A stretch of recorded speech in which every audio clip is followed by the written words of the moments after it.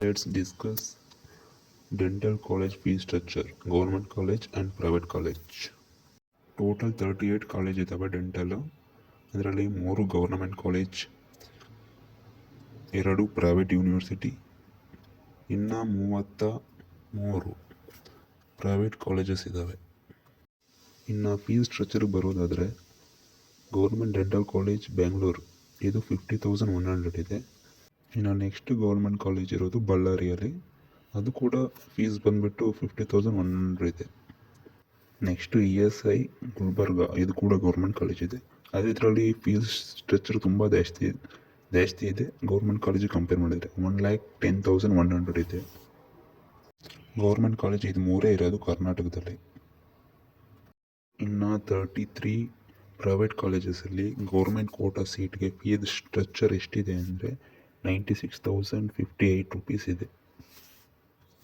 ಮತ್ತು private, others and NRI ಈ ಸೀಟ್ಗಳಲ್ಲಿ ಪ್ರತಿಯೊಂದು ಕಾಲೇಜಲ್ಲೂ ವೇರಿ ಇದೆ ಫೀಸ್ ಸ್ಟ್ರಕ್ಚರು. ನೀವು ಬೇಕಿದ್ದರೆ ಸ್ಕ್ರೀನ್ಶಾಟ್ ತೊಗೊಬೋದು. ಒಂದು ಕಾಲೇಜಲ್ಲಿ 4 ಲ್ಯಾಕ್ ಇದ್ದರೆ ಇನ್ನೊಂದು ಕಾಲೇಜಲ್ಲಿ 3 ಲ್ಯಾಕ್ ಇದೆ, ಇನ್ನೊಂದು ಕಾಲೇಜಲ್ಲಿ 6 ಲ್ಯಾಕ್ ಇದೆ, ಇನ್ನೊಂದು ಕಾಲೇಜಲ್ಲಿ 2 ಲ್ಯಾಕ್ ಇದೆ.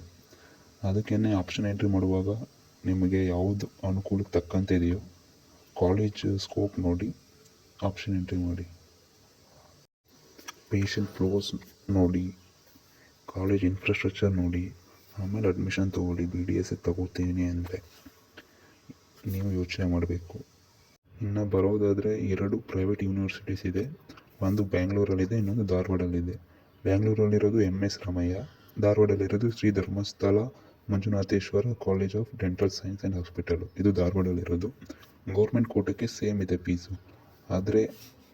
ಆದರೆ ಪ್ರೈವೇಟ್ ಸೀಟು, ಅದರು ಆ್ಯಂಡ್ NRI ಕಂಪೇರ್ ಮಾಡಿದ್ರೆ ಬೇರೆ ಕಾಲೇಜಿಗಿಂತ ಸ್ವಲ್ಪ ಪ್ರೈವೇಟ್ ಯೂನಿವರ್ಸಿಟಿಲಿ ಸ್ವಲ್ಪ ಫೀಸ್ ಜಾಸ್ತಿ ಇದೆ. ಇವಾಗ MS ರಾಮಯ್ಯ ತೊಗೊಂಡ್ರೆ ಪ್ರೈವೇಟ್ ಸೀಟು 6,42,700 ಇದೆ. ಮತ್ತು ಧರ್ಮಸ್ಥಳದ್ದು ಧಾರವಾಡದ್ದು ತೊಗೊಂಡ್ರೆ 46,600 ಇದೆ. Thank you.